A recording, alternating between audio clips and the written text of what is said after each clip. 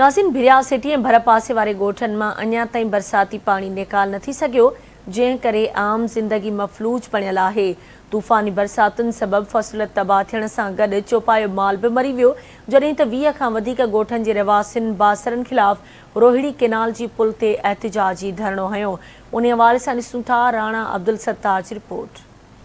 भिरिया सिटी ऐं भर पासे में न खुटंदड़ बरसाती पाणी ॻोठाणनि खे सख़्तु मुतासिर कयो आहे, जिते जियापे लाइ थींदड़ फसलुनि जी तबाही सां मालवंदनि जा माल बि मरी विया। साॻी तरह भिरिया सिटी भर पासे में बि बासरनि पारां हिक ॿिए ते ॿोड़ाइण जा इल्ज़ाम बि रुकिजी न सघिया आहिनि।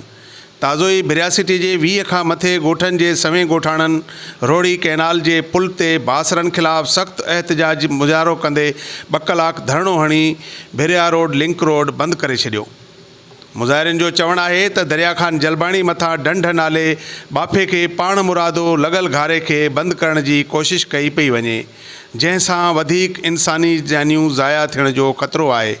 इन सिलसिले में ॻोठाणनि ऐं ज़मींदारनि आवाज़ टीवी न्यूज़ सां ॻाल्हाईंदे चयो, ये एहतिजाज इन करे असां कयूं त असां हेॾे पाणी घणो पोइते 50-100 ॻोठ ॿुॾा पिया, महीनो थियो आहे, ॿच्चा रोडनि ते वेठा त शकील साहब चवण न को डीसी शकील बि चवण करे न को नादर खान जो हिनमहिल कल्ह बाफ़ो कुदरती भॻो आला ॿुधी आहे माण्हुनि जी, त अॼु हुनजो डीसी बि चवण करे थो, सभु कुझु करे थो, डीसी थो अचे बाफ़ो बदिराइण। हाणे डीसी साहब नोटिस वरितो आहे त मां बाफ़ो बंदि थो करायां। डीसी साहब असां ॾे आयो आहे, कॾहिं ॾिठो अथई त हे माण्हू मरनि था पिया, कॾहिं न आयो आहे। हिननि माण्हुनि जो लाचार त शकील साहब जो नादर खान हिनखे लाचार नोटिस वरितो आहे, हेॾे न आयो आहे, कॾहिं अचे ॾिसे त सही न माण्हू हेॾे घणा मुआ आहिनि। बहादुर खान जा असांजो ॻोठ तबाह थी रहियो आहे। असांजो मेन रस्ते ते 4 खां 5 फुट पाणी आहे। असां ताज़ा 4 लाश कढिया आहिनि। उन बावजूद बि रेस शकील खान पंहिंजे माण्हू हथियारनि सां विहारिया हुया। कुदरती बाफ़ो भॻो आहे, उन में कंहिंजो बि ॾोह न आहे। त मथां खां तक़रीबन कोट बंगलो राणीपुर इहो मथां खां पाणी लथो आहे। एॾां मथां जीअं पाणी इहो साओ ढोरो आहे, इन साए ढोर जो वहकिरो जेको आहे शहदादपुर खां थींदो ठटे खां वञी निकिरंदो हिते जलबाणी पंहिंजे ॾाढ ते।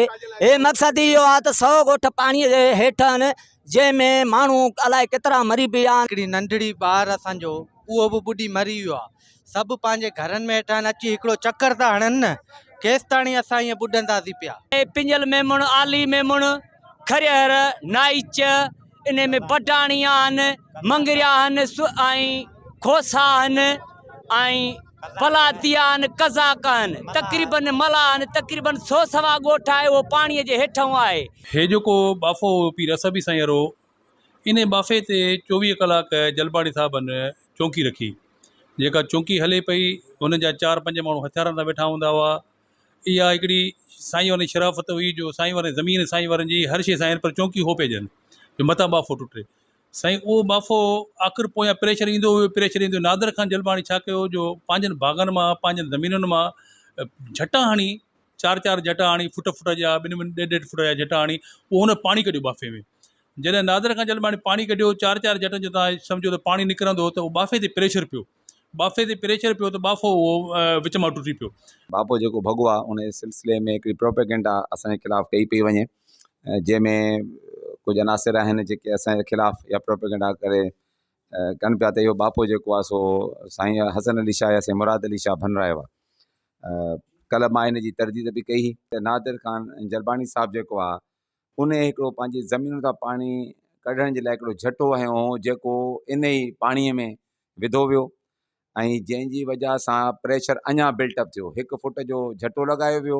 नाज़रीन, तव्हां भिरिया सिटी जे रोहिड़ी कैनाल जे पुल ते भिरिया सिटी ऐं भर पासे जे हज़ारे ॻोठाणा जेके आहिनि उहो सख़्तु एहतिजाजी मुज़ाहिरो करे बीठल आहिनि, जिनी जो चवणु आहे त रेस शकील खान जलबाणी जेको आहे उहो पाणी जो गुज़र जेको आहे उहो बंदि कयो आहे। उन्हीअ जे करे संदड़ 100 खां मथे ॻोठ जेके आहिनि उहे ॿुॾी रहिया आहिनि। जेको कुदरती आहे, गवर्नमेंट जो सरकारी जेको ढोरो आहे, उन खे बंदि न कयो वञे त जीअं ही बरसाती पाणी जेको आहे उहो निकिरी वञे, त जीअं हिननि जा ॻोठ ऐं रस्ता जेके खुली वञनि। कैमरामैन राणा आमिर सां गॾु राणा अब्दुल सत्तार, आवाज़ टीवी न्यूज़, भिरिया सिटी।